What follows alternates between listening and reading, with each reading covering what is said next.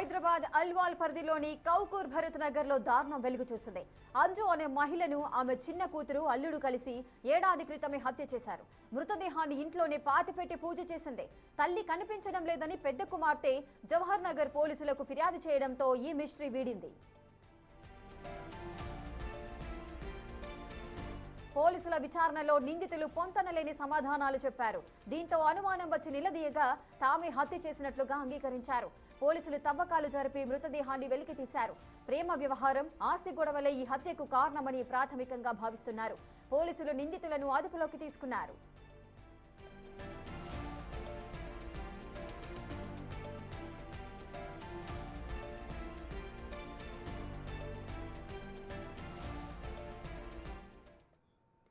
ఇక హైదరాబాద్ అల్వాల్లో ఒక దారుణమైన ఘటన వెలుగు చూసింది. కన్న తల్లిని తమ కుమార్తె కలిసి హత్య చేసి ఇంట్లోనే పాతిపెట్టి పూజలు చేస్తున్నారు. ఇంత నరకానికి సంబంధించిన డీటెయిల్స్ మనం చూస్తున్నాము. పూర్తి డీటెయిల్స్ మా ప్రతినిధి విజయ్ అందిస్తారు. విజయ్, కన్న తల్లిని ఈ విధంగా దారుణంగా హత్య చేయడానికి గల కారణాలేంటి? పోలీసులు ఏమంటున్నారు? ఇక్కడ మానవత్వం చచ్చిపోయిందనే చెప్పాలి. ఎందుకంటే నవమాసాలు మోసి కని పెంచినటువంటి కన్న తల్లిని, సొంత తల్లిని తన భర్తతో కలిసి కడతీర్చింది ఓ కన్న కూతురు. ఈ ఘటన దారుణమైనటువంటి సంఘటన అల్వాల్లో చోటు చేసుకుంది. అయితే సొంత తల్లిని చంపి ఏడాది క్రితమే వాళ్ళు ఉంటున్నటువంటి ఇంట్లోనే కింద పాతి పెట్టినటువంటి పరిస్థితులు నెలకొన్నాయి. అయితే అనంతరం కొన్ని పూజలు కూడా నిర్వహిస్తా ఉన్నారు అంటూ కూడా ఆరోపణలు అయితే ఉన్నాయి.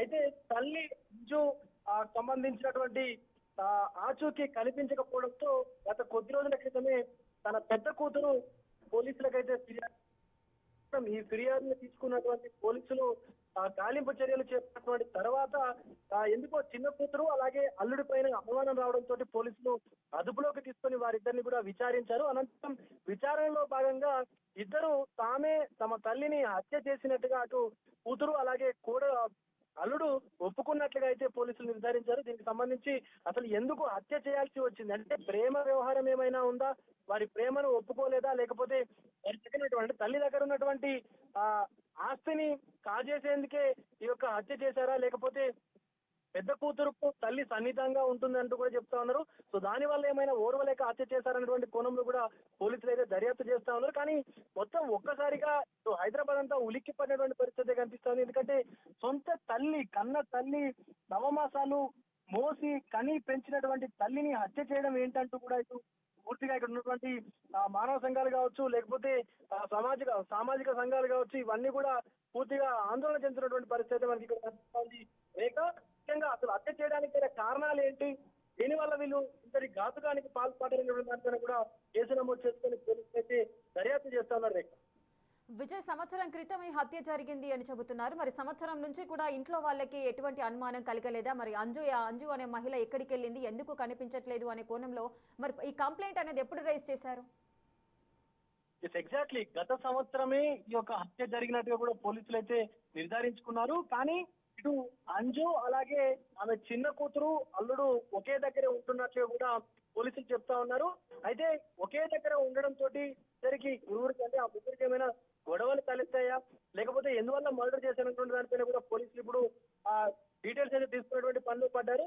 అటు అంజు పెద్ద కూతురు వేరే దగ్గర ఉండడం వల్ల ఆమెకి మర్డర్ జరిగినట్టుగా తెలియకపోవడం తోటి ఆమె పోలీసులకు కంప్లైంట్ చేసింది. అయితే ఈ మర్డర్ చేసి కూడా తమకేం తెలియదన్నట్లుగా అసలు ఆ అమ్మాయి ఎక్కడో తప్పిపోయింది అంటూ అంజు చిన్న కూతురు కూడా నటిస్తూ వచ్చారు ఇన్ని రోజులు. కానీ వారి ప్రవర్తనలో కొంత డిఫరెన్స్ కనిపించడం తోటి పెద్ద కూతురు వారిపైనే పోలీసులకైతే కంప్లైంట్ చేసింది. అనంతరం పోలీసులు కూడా భాగంగా అదుపులోకి తీసుకొని విచారించగా అప్పుడు ఈ యొక్క నిజం బయటపడ్డట్టుగా అయితే తెలుస్తోంది. Rekha right, thank you Vijay, thanks for the details. అంటే అంజు అనే మహిళను ఆమె చిన్న కూతురే అల్లుడు కలిసి కూడా ఏడాది క్రితం హత్య చేసి ఇంట్లోనే పాతిపెట్టి పూజలు చేశారని చెబుతున్నారు. సో ప్రెసెంట్ ఇప్పుడు ఆ మహిళలకు సంబంధించిన డీటెయిల్స్ అవన్నీ కూడా, ఆమె యొక్క శవాన్ని కూడా వెలికి తీశారు పోలీసులు. ఈ కేసుకు సంబంధించిన దర్యాప్తును అయితే కొనసాగిస్తున్నారు.